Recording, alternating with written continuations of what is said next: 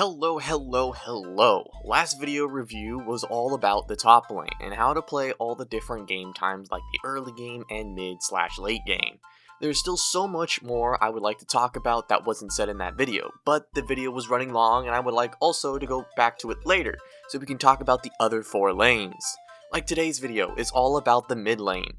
Let's just first start talking about how I love these 2 lanes. Top and mid are super fun to play when you're crazy good at them. It can really feel like you're playing a chess game with your opponents, and one bad move can be super detrimental to your team and the game. Both of these lanes can be a daunting task to learn. Getting started is easy, but the learning curve can be steep when trying to climb. I also think that these 2 roles are quite similar in some aspects, and I can even say that for all the roles as well. The level 2, 3, 6 advantage applies to all the lane roles. The guaranteed gold is better than the random chance gold rule can be applied to all roles. The push then roam rule applies to all lane roles. Let me stop talking about this because we need to talk about the mid lane. So you want to learn mid lane. Let's talk about how you would like to play. Do you like crazy mobility and one-shot capabilities? Do you like controlling the enemy's movement because of your crowd control and big abilities? Do you like casting far-range spells to deal massive damage without even getting close? These 3 playstyles are Assassin, Control Mage, and Artillery Mage. These are not all the classes that the mid lane has, but these 3 can be hard to execute. So, Assassins, things like Zed, Katarina, Akali, Ahri, Naafiri, and etc. Early game, Assassins are generally pretty weak. They are the most punishable in the early game. Most assassins have melee range and they need to CS correctly in order to keep a good health bar. So since they are mostly melee, they usually do not get wave control. If the lane is a double melee lane, the wave control can be fought for. If the enemy has a ranged champion and you have melee, well, good luck trying to get it. What is wave control? Well, it's simple. Every time a wave comes, there is a turning point on who will get wave control. If you have wave control, that means the wave is pushing into their tower, and if they try to step up for CS, you can punish them, because if you guys begin a fight in the middle of the wave, you will most likely win because the amount of minions you have is making the opponent take more damage. This also means if you get wave control, you can push the minions into your opponent's tower more often, which in turn lets you move around the map more. What factors can make you get wave control? Well, number 1 is the range advantage we talked about earlier. Another is health advantage. If you have more HP than your opponent, you most likely will get wave control because the opponent will be too scared to step up and get killed. Wave control is an amazing thing to have, but you have to know when you can fight for it. Moving along, these assassin champions like having all their abilities before trying to fight anybody. They are extremely weak with one ability, so just wait until you hit level 3 to try and chunk your opponent. Assassin's game plan, or mid lane in general, has 2 paths each and every time you come back to lane. 1. Do I want to kill my lane opponent, or 2. Push the wave in and roam for a fight. Killing the lane opponent can be a tricky task for an assassin if the opponent is playing safe. If you want to kill your lane opponent, you need to start thinking about what abilities they have used and if you are close enough to punish the cooldown. For example, if you are playing an assassin and you see that Syndra just used her E, which is a stun or knockback depending on if you got hit by a ball, this is a prime opportunity to attack Syndra. This E that Syndra has can be seen as a get out of jail free card. If an assassin tries to jump on her, she would just press E and hit a stun on us or knock us away and now we can't do anything. So start thinking about the get out of jail free card ability that most mages have. Syndra E, Anti-Stun, Veigar Cage, Victor W, and etc. Once they use this ability, it usually means that this is a prime time to try and chunk our opponent.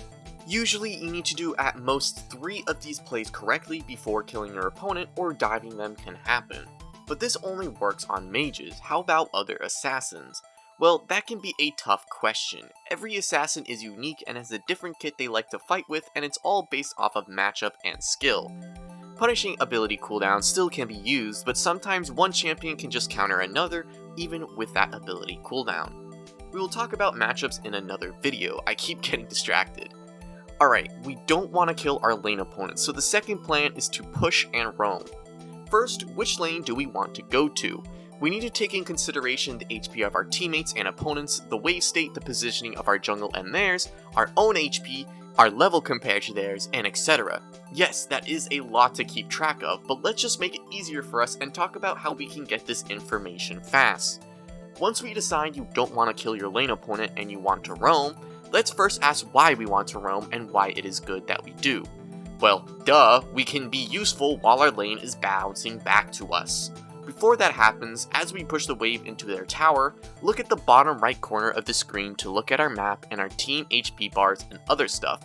League is all about collecting information, and doing what we think is right based on what we know.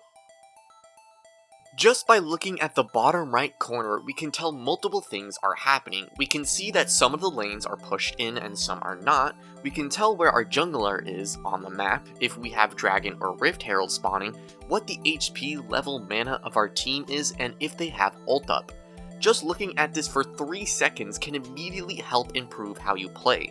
Once the wave is pushed, let's then click on the other lanes on the minimap like top and bot to see what the wave state is, and also check on HP and level of those lane opponents. Now we can make an action plan on what to do. In this game, you can see how I push the wave in and immediately snap my camera to the bottom of the map. I already saw that they were pushed up as I was clearing the wave and the HP of my laners, so I chose to look at only bot and how their enemy's HP is and their level. And the decision I made was, well, ward in that direction and just go back to lane.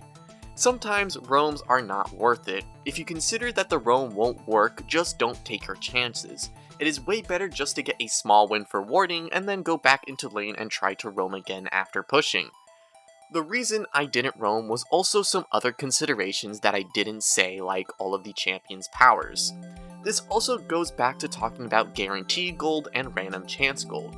Making your decisions heavily skewed to always trying to go get guaranteed gold is good, but with assassins, pushing your luck sometimes is a good way to figure out if you can do that roam again.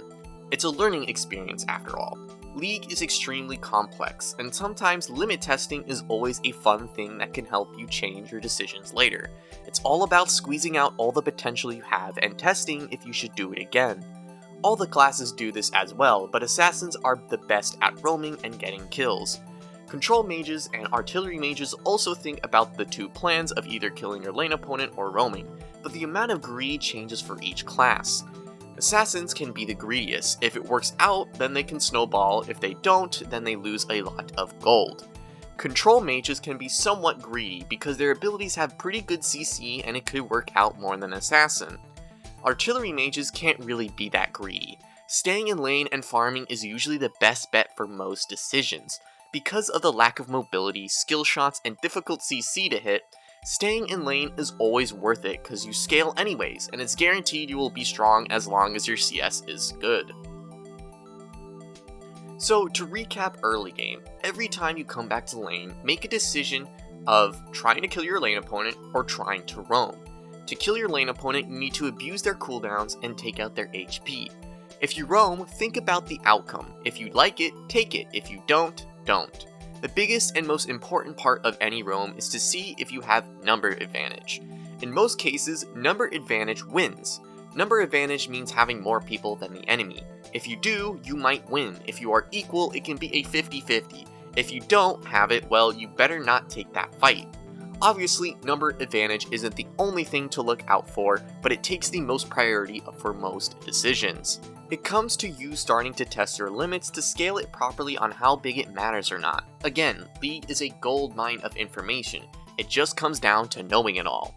Alright, cool. Early game is done. Let's talk about mid/late game for mid lane. For the most part, the mid and top lane both have the same plan. Push the side lanes to create pressure, which in turn makes the enemy have to make a decision on matching you or not. If they do, you roam. If they don't, you can keep pushing. There are also other decisions, but it gets a bit complicated and some champions don't even want to do this either. This is just a solid foundation to start with if you want to play mid lane. This video was more on the informative side of how to play, but if you would like to have a VOD review, I already posted a VOD review video as well if you would like a more in-game experience. Talking about all these toppings in a more informative video is easier, as in-game can be a whole different breed of complicated. So I highly still recommend watching the VOD reviews for more in-depth topics and talks. I hope you enjoyed my TED Talk about the mid lane. If you did, please subscribe and hit that like button. I hope you can learn something from this video. If you would like free coaching, please send me a VOD of a game that you would like to review as a YouTube link in the comments or add me on Discord so I can watch it and post it. Good luck trying to climb.